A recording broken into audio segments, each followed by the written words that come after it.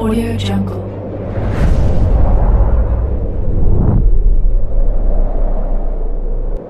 Yo, balik lagi bersama Mimin di Manhwa TV.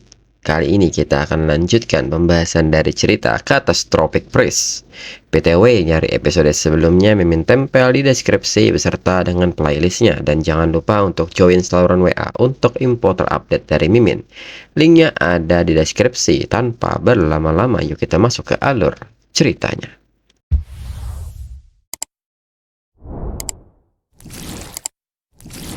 Disclaimer, mohon abaikan hal ini jika kalian sudah mengerti. Ini peringatan mengenai konten di channel ini. Video ini berisi alur cerita yang mempermudah bagi pendengarnya untuk mengetahui isi ceritanya dan memahami alur ceritanya. Jika ada kesamaan tokoh dan tempat, ini benar-benar tidak disengaja. Dan peringatan bagi pendengar untuk tidak mencontoh atau meniru perkataan maupun perbuatan yang tidak baik yang ada di video ini. Karena cerita ini hanyalah fiktif belaka. Jika mengerti, yuk kita masuk ke ceritanya. Cerita berlanjut.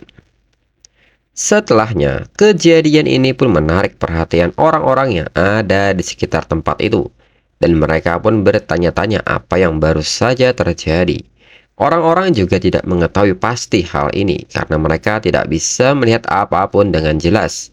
Mereka pun bertanya-tanya apakah para profesional telah tiba. Dan mengapa ada seseorang yang tergeletak di tanah. Seseorang pun meminta mereka untuk tidak cemas, karena mereka sudah menghubungi petugas patroli kota profesional. Mereka bilang mereka akan segera tiba di sini.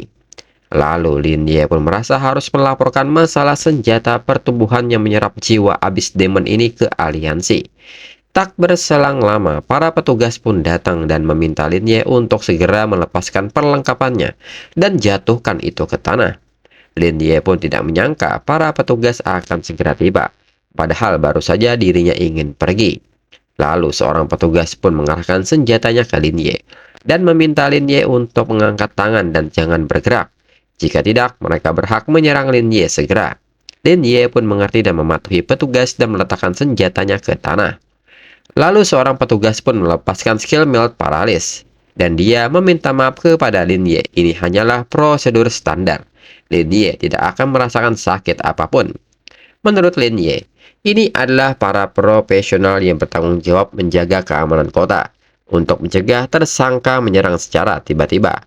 Mereka menggunakan skill tipe pelumpuh untuk menahan target. Tapi untungnya ini cukup manusiawi. Lin Ye merasa dirinya tidak perlu membuat konflik apapun dengan mereka. Ada pula yang memeriksa berkas pertempuran di lokasi kejadian, memberikan bantuan medis dan menenangkan warga sambil meminta informasi. Semuanya melakukan tugasnya dengan baik. Lalu seorang petugas pun melaporkan bahwa ada orang yang tidak sadarkan diri, dan parahnya dia adalah seorang pelajar. Tapi dia memiliki jejak abyss power. Kemungkinan besar seorang abyssal koruptor. Dan ada juga mayat abyssal demon. Petugas itu pun menyebut abyssal demon memiliki level 20. Ditutupi dengan luka pedang. Rupanya dibunuh oleh profesional pedang panjang yang baru saja mereka tahan. Tapi mengapa hanya tinggal kerangkanya saja? Dan petugas itu mempunyai pemikiran, apakah mungkin pelajar ini mempunyai sesuatu yang sangat luar biasa? Namun mereka tidak bisa mempercayai ini. Bagaimana ini mungkin? Dilihat dari status anak ini bernama Lin Ye, seorang siswa tahun ketiga yang berada di level 11. Bagaimana seorang siswa bisa membunuh abyssal demon? Dirinya kenal Lin Ye. Dia pelajar jenius itu. Tapi ini keterlaluan. Seorang siswa membunuh abyssal demon. Ini tidak masuk akal. Lalu tak berselang lama, seseorang menyapa Lin Ye, dan dia adalah Wang Machao, kapten regu pertama pemusnahan abyssal demon, di bawah aliansi profesional kota Jiang. Wang Machao pun meminta izin kepada Lin Ye, bisakah dirinya bertanya, apakah Lin Ye yang melenyapkan abyssal demon ini? Dan bersamaan dengan itu, Wang Machao menghilangkan skill pelumpuh pada Lin Ye. Selain itu, siswa itu juga hampir mati. Apakah dia dibawa pengaruh oleh abyssal demon dan menjadi abyssal koruptor dan kemudian dikalahkan oleh Lin Ye? Lin Ye pun membenarkan hal tersebut. Siswa itu adalah Chao Yuan dari sekolah yang sama dengan dirinya. Dia berubah menjadi koruptor yang hebat di depan Lin Ye serta mencoba membunuh dirinya. Jadi Lin Ye mengambil tindakan. Wang Machao pun kembali bertanya bagaimana Lin Ye menangkap Abyssal Demon. Biasanya mereka tidak menunjukkan wujud aslinya. Lin Ye pun menyebut bahwa dirinya kira mereka sedang mengawasi calon koruptor dari jauh. Dan ketika mereka menyadari kegagalan Chow Yuan, mereka merasukinya dan berpura-pura menawarkan dirinya kekuasaan. Saat itulah dia mengungkapkan wujud aslinya untuk memberi dirinya kekuatan. Para petugas yang mendengar hal ini menyebut itu apakah mungkin terjadi. Dalam pikiran Wang Machao, menipu Abyssal Demon yang licik seperti ini adalah sesuatu yang bahkan mungkin sulit dihadapi oleh para profesional tingkat tinggi yang berpengalaman. Namun seorang siswa yang hendak mengikuti ujian profesional bisa melakukannya. Wang Machao menilai bahwa Lin Ye bermain solo menangani Abyssal Koruptor dan mengalahkan wujud asli Abyssal Demon tanpa luka goresan. Terlebih lagi, health point koruptor justru tertahan di angka 1%. Dalam kondisi kritis namun mendekati kematian, tidak dapat melarikan diri atau melawan, tetapi juga tidak mengeluarkan darah. Bahkan seorang profesional di bawah pangkat tinggi pun tidak dapat melakukan hal itu, apalagi seorang siswa. Dengan ini, Wang Machao pun meminta Lin Ye untuk bekerja sama dan ikut dengan mereka ke cabang aliansi. Namun petugas lain pun menyebut bahwa Lin Ye bukan sembarang murid. Petugas itu pun bertanya kepada Wang Machao pernahkah mendengar reputasi Lin Ye. Wang Machao pun menyebut bahwa dirinya pernah mendengarnya. Namun mengingat gawatnya situasi dan keselamatan seluruh penduduk kota Jiang, mereka harus mengikuti prosedur standar. Dirinya harap Lin Ye bisa mengerti hal ini. Meskipun hal ini mungkin mempengaruhi rencana tes profesional Lin Ye yang akan datang, dirinya tidak dapat membuat pengecualian apapun untuk Lin Ye. Mendengar hal ini, Lin Ye pun menilai sepertinya Gaze of the Goddess Luck akan sia-sia. Tetapi mengingat tes damage yang Lin Ye lakukan kepada Megaus sebelumnya, keuntungan dirinya dalam tes profesional masih besar. Outputnya melampaui target bahkan sebelum mencapai batas data. Lalu Lin Ye pun mengatakan bahwa dirinya mengerti dan akan mendukung sepenuhnya pekerjaan Wang Machao dalam melawan Abyssal Demon. Lalu di saat yang sama alat komunikasi milik Wang Machao berbunyi. Lalu di saat Wang Machao menerima panggilan seseorang di telepon, seseorang mengatakan kepada Wang Machao untuk tidak membawa Lin Ye kembali ke departemen untuk diselidiki atau mengawasinya. Mereka akan menunda kasus Abyssal Demon ini dan menanganinya setelah tes profesional selesai. Namun Wang Machao mengatakan kepada atasannya bahwa itu bagian dari prosedur standar. Bagaimana bisa mereka melanggarnya? Jika dirinya membiarkan Lin Ye pergi, dirinya akan langsung dihukum oleh markas besar. Atasan Wang Machao pun menyebut tidak ada yang akan memberi Wang Machao masalah. Ini bukan hanya keputusan dirinya, ini dari presiden dan semua kepala departemen lainnya. Atasannya pun bertanya apakah Wang Machao tahu Dark Curse Knight yang terkenal itu. Lin Ye menyelesaikannya sendiri tanpa cedera dan mendapatkan kualifikasi untuk Dungeon Forgottenness. Wang Machao menilai bahwa dirinya pikir rumor yang ada di sini terlalu dibesar-besarkan. Mungkinkah Lin Ye benar-benar memiliki bakat setingkat dewa yang belum pernah dilihat sebelumnya? Atau mungkin Lin Ye itu adalah bakat khusus untuk melawan balik Dark Curse Knight? Lalu Lin Ye pun bertanya apakah ini berarti dirinya tidak perlu diselidiki sekarang. Atasan Wang Machao pun membenarkan hal itu dan meminta Lin Ye untuk fokus pada persiapan urusan Lin Ye sendiri. Jika Lin Ye butuh sesuatu, jangan ragu untuk menghubungi para profesional ini untuk meminta bantuan dan tidak perlu sungkan. Lalu Wang Machao pun meminta maaf kepada Lin Ye, namun dirinya masih punya satu pertanyaan untuk Lin Ye. Lin Ye pun mempersilahkan Wang Machao untuk bertanya. Wang Machao pun bertanya apakah masalah ini ada hubungannya dengan kejadian sebelumnya yang dilaporkan oleh Wang Shaofeng. Lin Ye pun membenarkan hal tersebut. Demon Megao ini sama yang gagal menggoda Wang Shaofeng. Setelah rencananya gagal, dia malah beralih ke Chow Yuan. Dalam pikiran Lin Ye ini seperti yang diharapkan dari seorang profesional. Menghubungkan kedua peristiwa itu dengan begitu cepat, dirinya tidak akan menyembunyikan apapun. Atasan Wang Machao pun mengatakan bahwa konstitusi Wang Shaofeng setelah pengujian dapat dipastikan menjadi satu dari sejuta koruptor jenius yang luar biasa. Lin Ye pun menyebut bahwa dirinya sangat mudah untuk menipu Abyssal Demon, sementara Wang Shaofeng tetap tidak terpengaruh. terus-menerus menyebut nama Lin Ye di depannya. Abyssal Demon berasumsi bahwa Huang Shaofeng memiliki dendam terhadap dirinya. Itulah sebabnya dia menolak godaan tersebut. Jadi pasti sudah direncanakan untuk menggantikannya dan membimbing Huang Shaofeng lagi. Atasan pun tertawa dan menyebut ini bagus. Lin Ye memang pahlawan muda. Lin Ye tidak hanya mengalahkan Abyssal Demon dan menangkap koruptor, tetapi Lin Ye juga mengumpulkan informasi berharga. Kinerja Lin Ye lebih daripada beberapa profesional tingkat tinggi yang malas. Jika begitu, mereka tidak akan mengganggu kemajuan Lin Ye lebih jauh. Namun di saat itu Lin Ye meminta atasan untuk menunggunya lebih dulu. Dirinya punya satu hal yang ingin dikatakan, tapi Lin Ye tidak yakin apakah itu bisa didiskusikan secara publik. Bisakah atasan membersihkan area ini dan memberhentikan personel yang tidak terkait? Atasan pun mengerti dan mereka akan membersihkan lapangan ini. Atasan pun meminta Wang Macao membawa tim dan pergi lebih dulu dan serahkan peralatannya kepada Lin Ye. Wang Macao pun mengerti dan meminta semua anggota Regu 1 membuat formasi dan kosongkan area ini. Pasukan mengerti dan mulai bergerak. Wang Macao pun menyerahkan peralatannya dan meminta maaf atas kecerobohannya tadi. Setelahnya, atasan pun mengatakan bahwa lapangan ini sudah kosong dan meminta Lin Ye untuk berbicara sekarang. Lin Ye pun mengatakan bahwa senjatanya ini adalah Spectral Moonset, senjata yang dirinya peroleh setelah menyelesaikan Death Valley. Dirinya menggunakannya untuk membunuh Abyssal Demon dan senjata ini menyerap kekuatan demon. Atasan pun agak terkejut mendengarnya. Lin Ye pun menyebut hanya ada sedikit informasi tentang senjata yang bisa dikembangkan sendiri. Bahkan perpustakaan terbaik pun tidak memiliki informasi apapun tentangnya.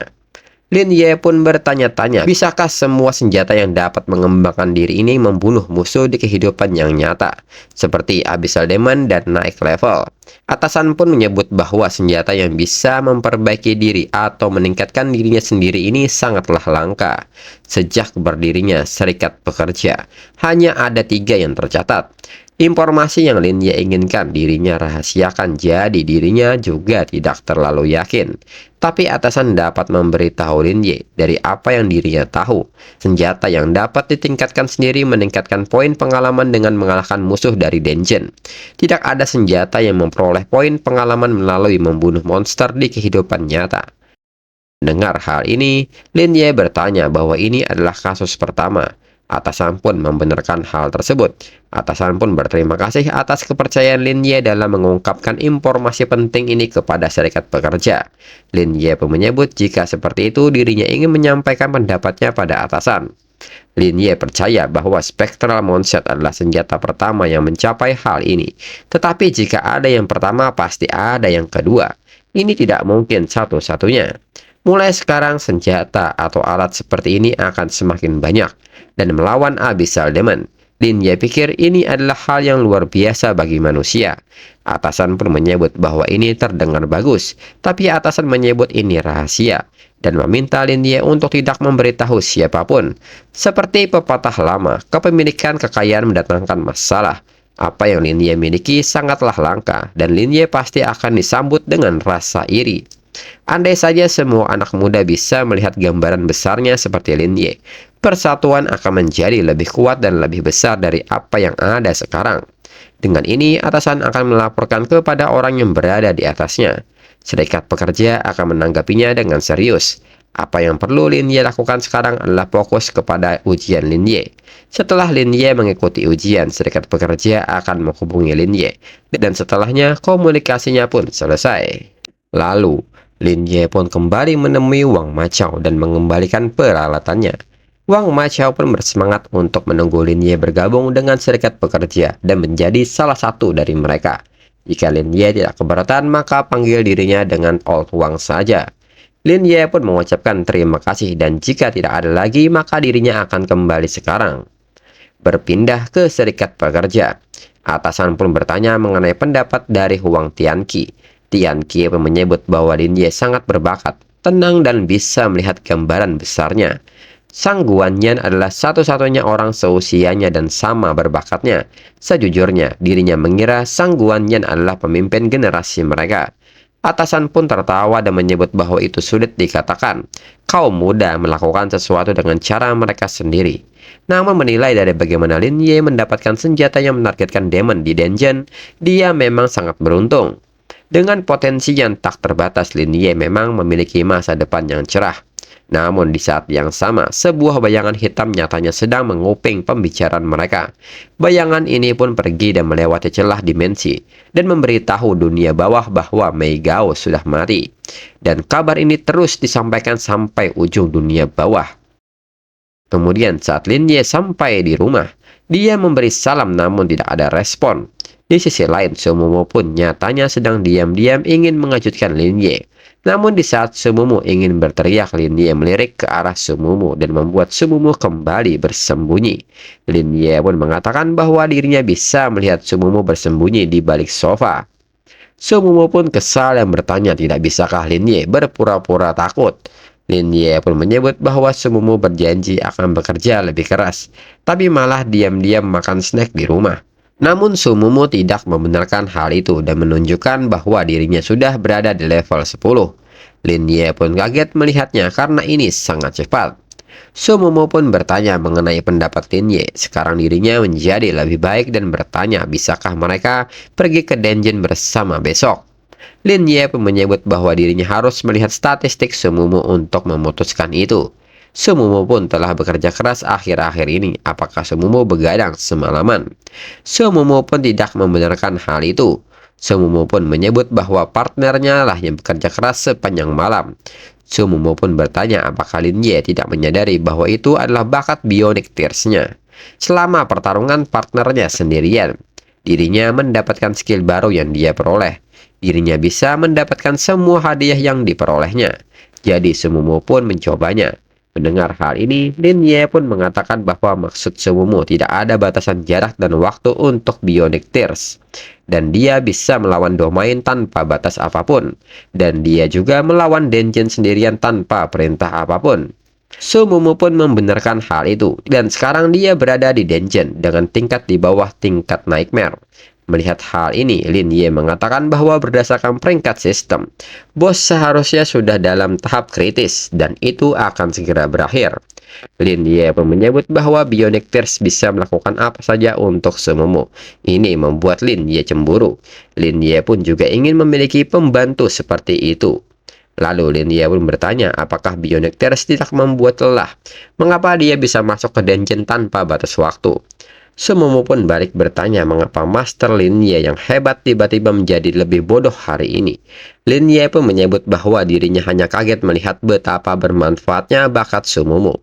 Sepertinya dirinya harus mengulang rencana naik level Sumumu dari level 10 ke level 20. Mendengar hal ini, Sumumu pun bertanya apa rencana Lin Ye dengan levelnya. Lin Ye pun mengatakan bahwa dirinya perlu mempertimbangkan bakat, peralatan, dan skill Sumumu untuk menemukan cara optimal untuk naik level. Mendengar hal ini, Sumumu pun mengerti dan akan mengirimkannya kepada Lin Ye sekarang. Lin Ye juga meminta Sumumu untuk mengirim pengukuran tinggi badan, berat badan, dan bawahannya. Sumumu pun seketika malu dan bertanya apa yang ingin Lin Ye lakukan. Lin Ye pun balik bertanya apa yang sedang Sumumu pikirkan. Ini untuk tingkat pemulihan atribut yang lebih baik. Selain itu, atribut Sumumu mempengaruhi beberapa baik kinerja sobekan tiruan tersebut. Cara ini memungkinkan Sumumu memaksimalkan keuntungannya. Menurut Lin Ye, tidak masalah jika Sumumu tidak membunuh monster di dungeon level rendah. Tapi dungeon lebih tinggi adalah soal detail. Atribut yang sedikit berbeda dapat mengubah hasil keseluruhan. Itu juga akan sangat mahal untuk memperbaikinya di masa depan. Sumumu sendiri memahami hal ini, namun Sumumu bingung apa hubungannya dengan ukuran bagian bawahnya. Lin Ye pun juga menyebut bahwa Baizi juga demikian. Bukankah Baizi menginginkan perubahan profesi?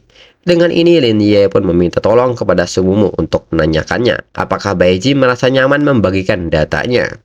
Tentu saja itu privasinya, jika dia tidak mau juga tidak apa-apa. Sumumu pun kembali kesal karena Lin Ye juga menginginkan data orang lain sekarang. Dan seketika Sumumu masuk kamar dan membanting pintunya. Lin Ye pun bingung dengan situasinya. Dirinya hanya ingin membantu teman satu timnya untuk berkembang. Di sisi lain, Sumumu mencoba menenangkan diri karena ini hanya beberapa pengukuran. Apa yang lebih penting daripada menjadi lebih kuat. Namun Sumumu agak kesal karena harus mengukur pengukuran sebenarnya. Dan seketika Sumumu pun mengambil sesuatu dalam bajunya. Dan ternyata dua gunung besar itu adalah palsu. Dan Sumumu pun mulai melakukan pengukuran dan hasilnya tetap 80B. Dirinya minum banyak sekali susu, tapi buah dadanya tidak tumbuh sedikit pun. Sumumu pun bertanya apakah Lin Ye akan mempermainkan dirinya karena ini. Dirinya selalu mengklaim bahwa ukurannya adalah 80C. Bagaimana jika dirinya ketahuan, gambaran dirinya akan hancur. Namun di saat itu Sumumu kepikiran sebuah ide dengan Bionic Tears-nya. Dengan ini Sumumu berencana akan menggunakan ukuran Bionic Tears karena dia adalah miliknya juga. Siapa yang tahu kalau dia sebenarnya adalah kembarannya. Dan di saat ini dia baru saja menyelesaikan dungeon dan segera Sumumu memanggilnya kembali. Dan seketika Sumumu pun memulai pengukurannya. Sumumu pun meminta Bionic Tears-nya untuk tidak bergerak dan biarkan dirinya mengukurnya.